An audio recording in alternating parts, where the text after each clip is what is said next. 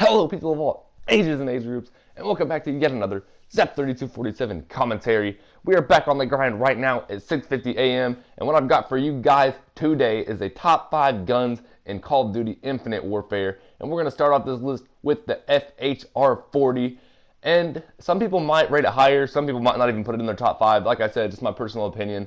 I think this gun can kill as fast as any other gun. It's got really high fire rate and pretty good damage as far as all the subs go. It does have a 97 fire rate, 58 damage. 58 might not sound that high, but compared to the rest of the subs, it is pretty dang good. I think the only one that has a better damage than it is the very last one, which I can't remember the name of right now. But yeah, this one is going to take my top 5 spot because it can't really kill much at a range, but it will just melt people up close. Without further ado, let's move on to the next weapon.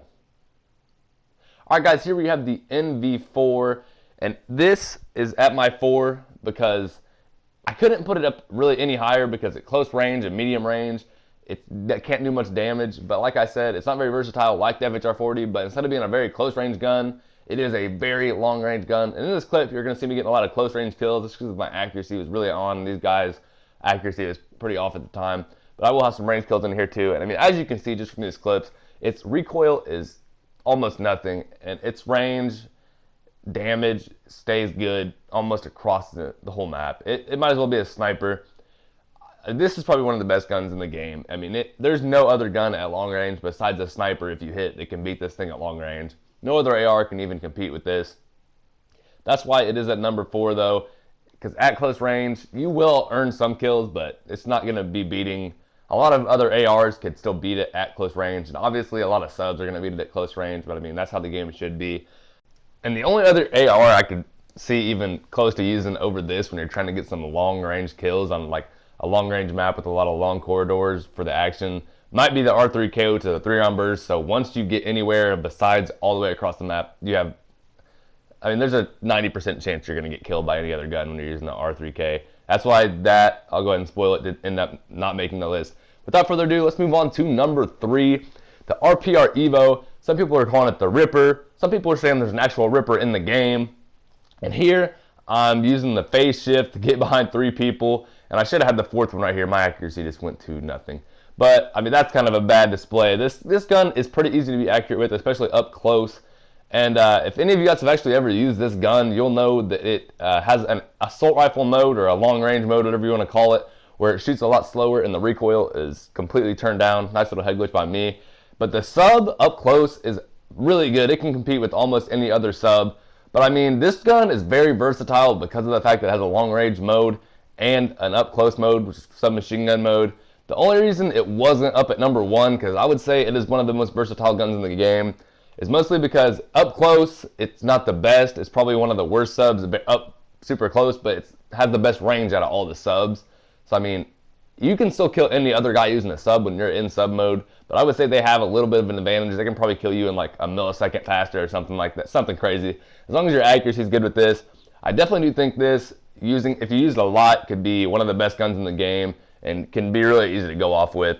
I think it takes a lot of practice to be able to learn when to switch back and forth, like right there. I was having a really good game right here. I'm not saying I'm really good with it, but I switch back and forth a lot when I feel some heat coming from my back. I would switch to the sub mode. I feel they're coming up close.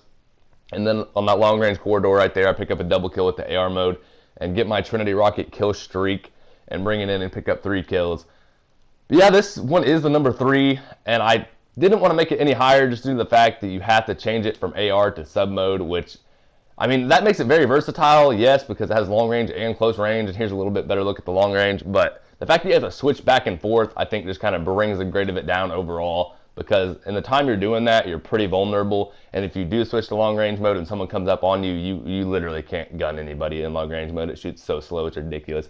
And now on to number 2, the KBAR 32, and you might be asking yourself now, he put the KBAR at number 2? What is number 1 going to be? And you guys will see in a second. My number 1 was a lot different than most other people's that I've seen thus far. I've not seen really anybody else with it. I don't know if it's because nobody else has it unlocked yet, or just I really honestly don't know why anybody else didn't have it. But without further ado, let's go ahead and get into the KBAR 32 stats.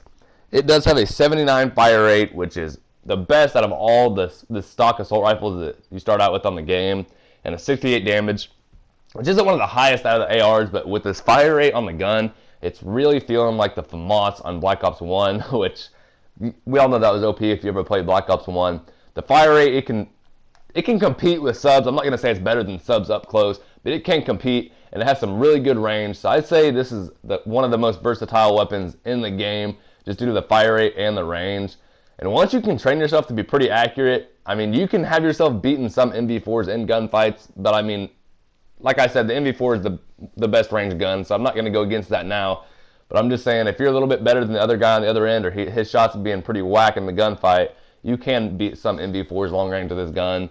And I mean, that can be said against any gun. It could probably win, I mean, 5 times out of 10. I mean, half the time you might get lucky. I would say it's not even really that. It's probably like 30% or something like that. But as far as versatility goes, like, I mean, you see me coming up close, spraying people just with the fire rate being so high and getting a lot of long range kills as well.